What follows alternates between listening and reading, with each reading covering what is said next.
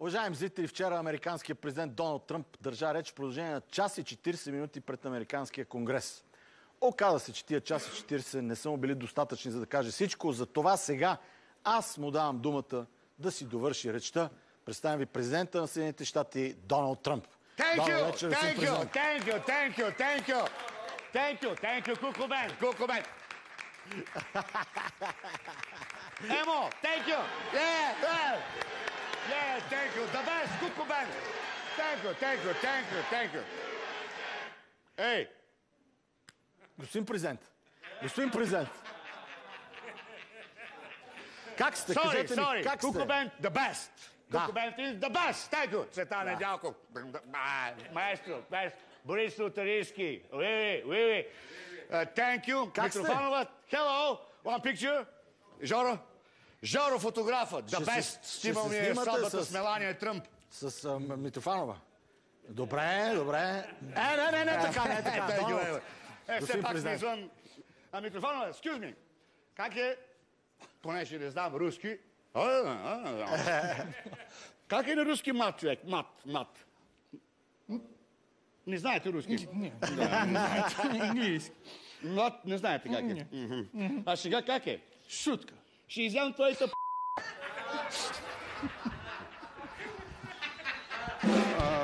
Господин президент, това не Моля? го очаквах от вас.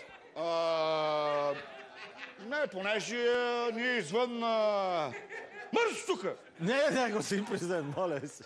Това е дипломация. Нали? Това Да. е дипломация. Любов и омраза. Любов и омраза. Все пак е жена. Жоро фотографът, the best фотограф. Ваш човек ли е? Мой човек снима сватбата с Мелания Тръмп. Ма в Белия дом снима ли? Да, и в туалетната.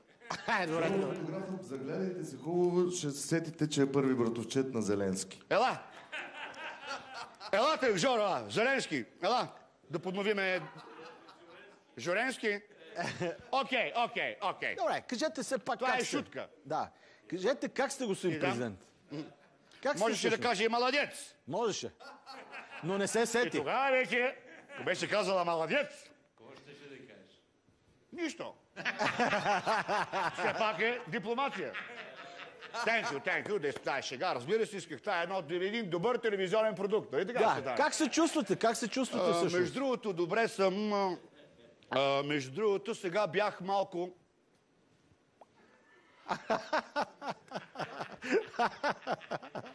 Жоро, бях малко тия дни, моля с... Бях тия... Бях малко болен тия дни с... с кашлица. Да. Но се оправих бързо, благодарение на меда на професор Илия Илиев. Браво. Thank you, Илия. Браво. Thank you, големи Илия Илиев. Аплодисменти. Thank you, Илия. Thank you. Илия, the great, the best.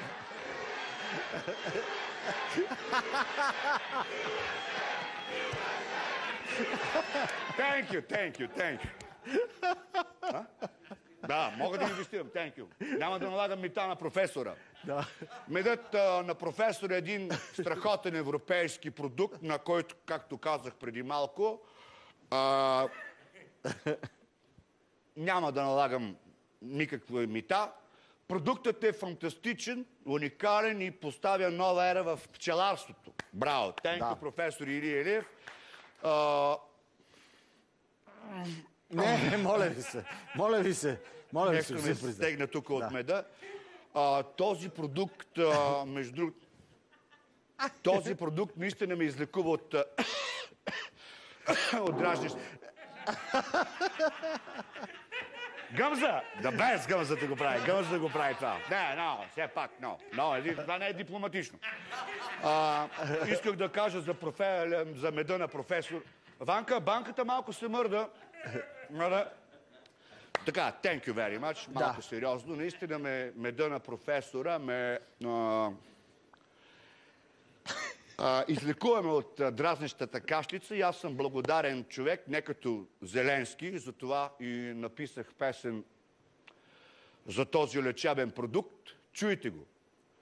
На кашлица, щом дойде ред, на помощ идва Илия Мед. Прополис, бяла захарно без мед, избирам теб, Илия Мед. Браво, браво, браво, браво, Thank you. много хубаво.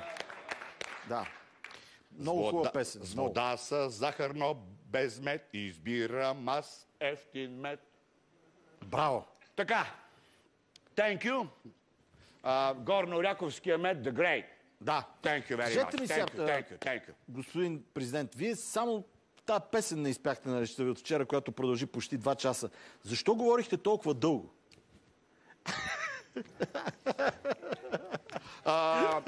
Why? Ще ви кажа, с тази дълга реч вече съм и президент на Куба. Thank you. Така ли? Thank you. Thank you, lady. No.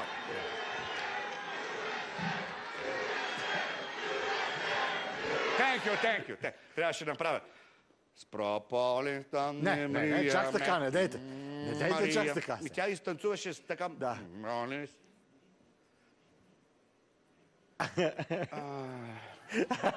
Но после се разберем. Thank you, lady. Извинявайте само. С прополен се с... Между другото, много харесвам, помниш и текста. Да.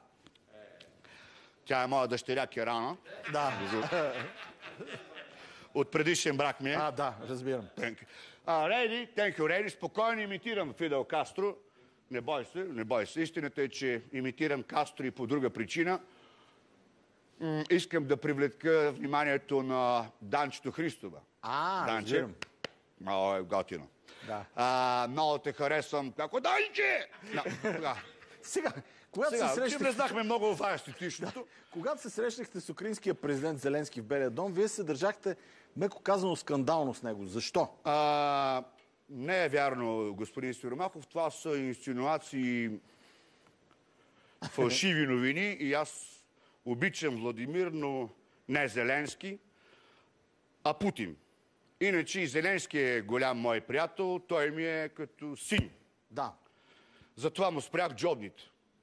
Thank you.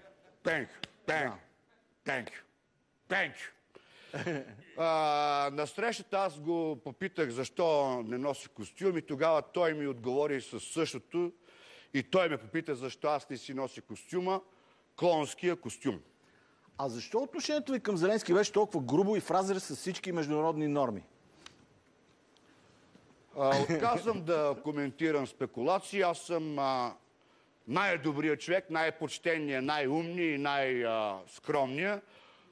Освен това, вие ли точно ще ми държите сметка за грубо отношение? Вие ли точно? Защо не?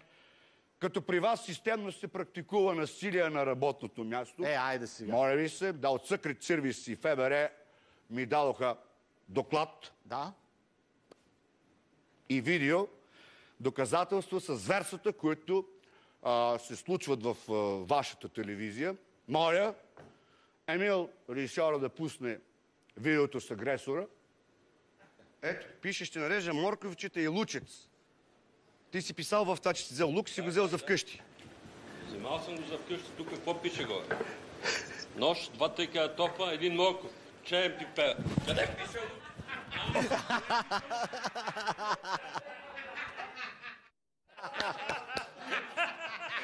Thank you.